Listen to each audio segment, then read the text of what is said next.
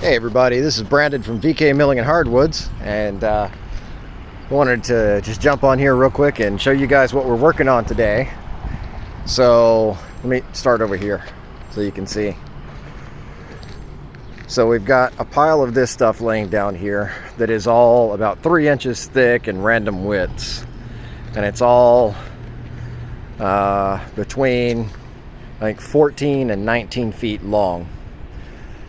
And all of that is getting resawed into 1 15/16 piece and 1 1.25 inch piece. So just shy of 4/4 and just shy of 5/4.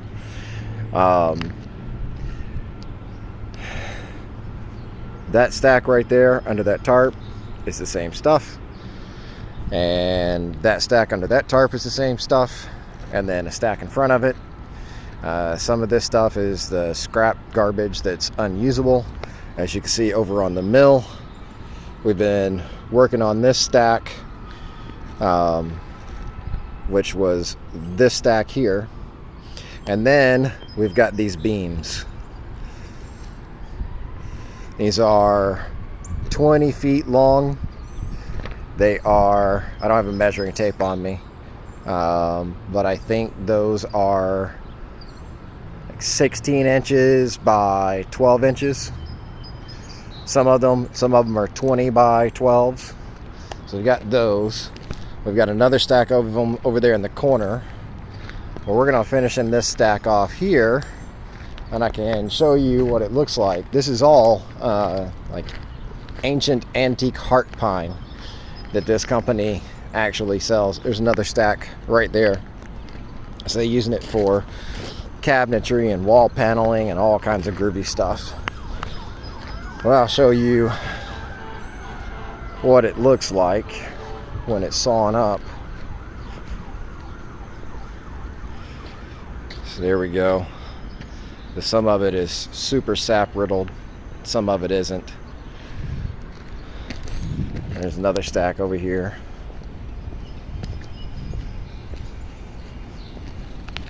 You can see what that looks like too.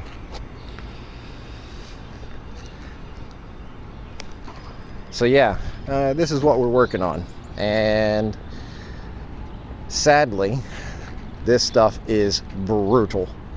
It is incredibly abrasive, and so the blades, on average, I'm getting maybe 5 pieces completely milled into its final product before the blade actually starts smoking as it goes through the cuts. I've tried 7-degree blades, I've tried 9-degree blades, I'm now trying 4-degree 050 thickness blades. But this stuff, I mean, you can see the growth rings on this stuff. It's pretty hard, but the hardness isn't the problem. It's just how abrasive it is. Combine that with, you've got these layers of paint and crap that's on them. And what we're doing is we're taking a skim cut to just basically clean the surface off on one side, flipping it over, and taking a skim cut off the other side to try to flatten it out, and then dropping down, splitting it, and getting our 2 pieces out of it. So it's just absolutely wreaking havoc on these blades. I thought, so normally I run straight diesel as a lubricant on the blade, and it works fantastically well in everything that I cut. But this morning I came in and tried to run water, pine sol, and dish soap, and the first 2 cuts I made, the blade was just completely caked in pine sap, and I couldn't even scrape the stuff off. So I had to go back to running diesel. But you know, with diesel you can't run it wide open, so blades are just getting crazy hot. This is a piece that I've got to split down the middle now, but I had to stop because the blade was overheating really bad. And I guess one of the problems is that, you know, I have a finite number of blades. You know, there's just no two ways about it. And like today, I started with 9 of these blades. And as you can see, there's not 9 blades left in there. And this is the pile of blades that we've gone through in the last 2 days, minus 4 blades that snapped and a few blades that, well, it was 4 blades that snapped, I think, and then 8 blades that got so hot that they're just not even resharpenable anymore. So this is what we're out here doing. It's in the 90s this week, every day. And as you can see, there's no cover over the top of us, and there's barely any wind. But the nice thing is that these guys have actually been doing this for about 8 years now.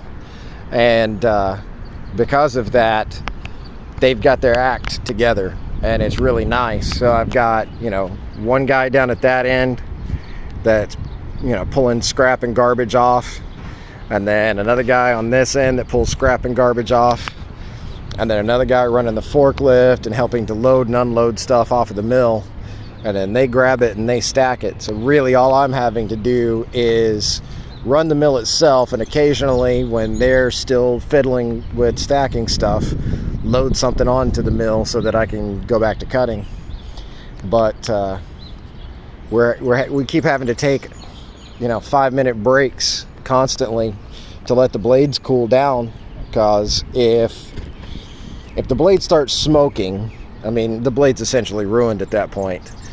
But if I stop and I let it cool down for about 5 minutes or so, then I can cut another 2, maybe 3 boards, two or 3 of these with that blade, and then it's going to go in the trash. Or I can stop, put a new blade on, and then get through 4 or 5 pieces. And so when you have a ton of it to do, the blade's going to get ruined no matter what. You know, might as well try to get as many pieces per blade out of it as humanly possible. So by doing it this way, with just letting it cool off for a little bit, I'm able to get, you know, between 5 and 7 pieces per blade rather than 3 or 4, and then the blade is going to go in the trash. But it sucks. I mean, this stuff is just nasty. I mean, nasty. And, you know, I was talking to the plant manager and looking at all this stuff, and every single one of these pieces, minus maybe one here or there, is all split pith material. You see, they split the pith on every single one of these things. And that just means that, number one, it was never going to stay flat. And so all of this stuff is twisted. It's all bowed really bad. I mean, it was probably cut green, put into place. These were decking boards, you know. So it was all cut green, put into place, and then fastened down with as many fasteners as they could possibly stick in them. You could see all down through there where they've been pulling nails and screws and you name it out of all these things.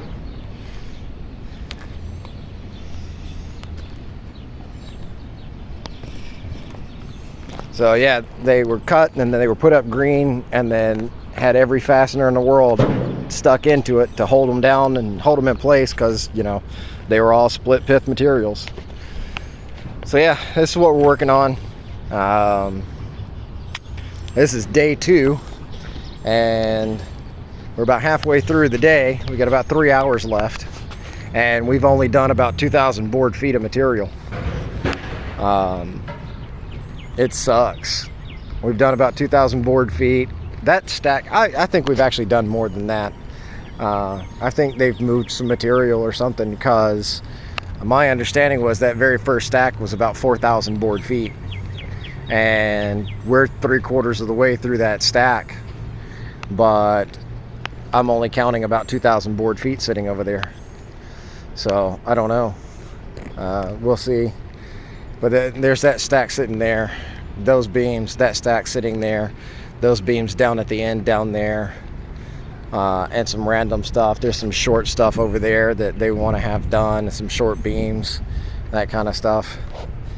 And the funny thing is they have molder planers, they have an industrial resaw inside, but because this stuff tears their machines up so badly, they hire a sawmill to come out and actually resaw all this stuff for them.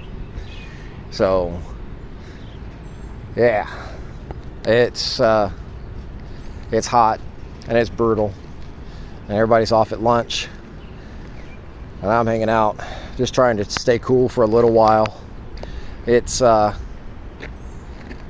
I said, mid-90s, and there's a ever so slight breeze, but the sun just beats down on you, and this gravel just absorbs the heat and reflects it back on you. It's a lot of fun, a whole lot of fun. So anyway, I thought that you guys might not be interested in that. I may add a clip here and there of showing it being resawn, but other than that, that's what's going on. So we'll see you on the next one.